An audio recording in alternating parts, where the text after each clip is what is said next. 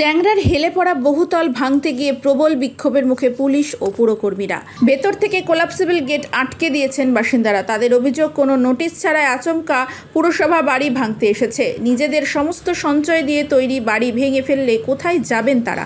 এই নিয়ে প্রশ্ন তুলেছেন এবং কেঁদে ফেলেছেন বাসিন্দারা। তাদের দাবি, আগে পুনর্বাসন দিতে হবে, তারপর ভাঙার কাজ শুরু করতে হবে।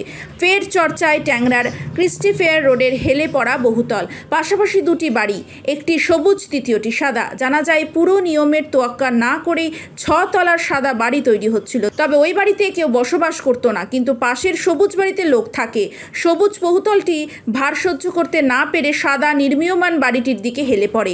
এরপরেই পুরসভার তরফে সিদ্ধান্ত নেওয়া হয়, অবৈধ সাদা নির্মাণটিকে ভেঙে ফেলা হবে। এদিকে সকালে হেলে পড়ার সবুজ বাড়িটি ভাঙতে যায় পুলিশ কর্মীরা। ব্যারিকেড করে দেওয়া হয়। তাতেই ক্ষেপে ওঠেন সবুজ বাড়ির বাসিন্দারা। ভেতর থেকে কোলাপসেবল গেট আটকে দেন তারা। বাসিন্দাদের যুক্তি, তারা বাড়ি ভাঙা সংক্রান্ত কোনো নোটিশ পাননি।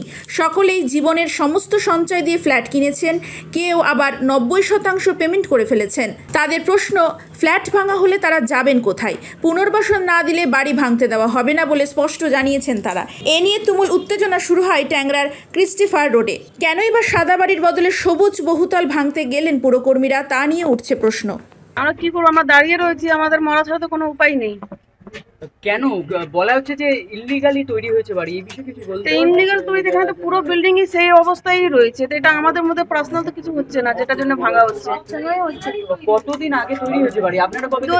2020-তে তৈরি হচ্ছিল, আমরা 2021 থেকে রয়েছি। এই মুহূর্তে কতজন থাকেন? 30 জন ফ্যামিলি রয়েছে। সবাই কি এখন বাড়ির মধ্যেই রয়েছে? হ্যাঁ, এই যে ভেতরে সব রয়েছে। কালকে তো যখন এসে তখন আমরা সব কাজে ছিলাম পুরো। ইতিমধ্যে দেখা যাচ্ছে যে বাড়ি ভাঙার কাজ শুরু হয়ে গেছে, সেই ক্ষেত্রে কি করছেন? আমরা কি করবো? এখানে বড় রয়েছে। এখানে যত বাড়ি দেখছেন না, সব ইলিগাল। এক রাতে তো বিল্ডিং হয়নি, সবাই দেখেছে। হঠাৎ করে চলে এসেছে উইদাউট নোটিস। আমরা জানি না নোটিস আছে কিনা, জানলে এরকম কেউ হতো না। আর ভাঙারই তখন বিল্ডিং গুলো তৈরি হচ্ছে, ওইগুলো ভাঙবো, তাহলে আমাদের মতন লোক ফাঁসবে না। হাইকোর্টের অর্ডার রয়েছে ভাঙার, এমনটাই জানানো। হ্যাঁ, সেটাই, আমাদের লোক গেছে। এবার আমরা তো অতটা জানি না, তারা বলেছে কিছুটা সময় লাগবে। এবার তারপরেই আমরা বুঝতে পারবো। আমরাও তো ফেসে গেছি। কোর্ট তো স্টে অর্ডার দিয়ে দিয়েছে।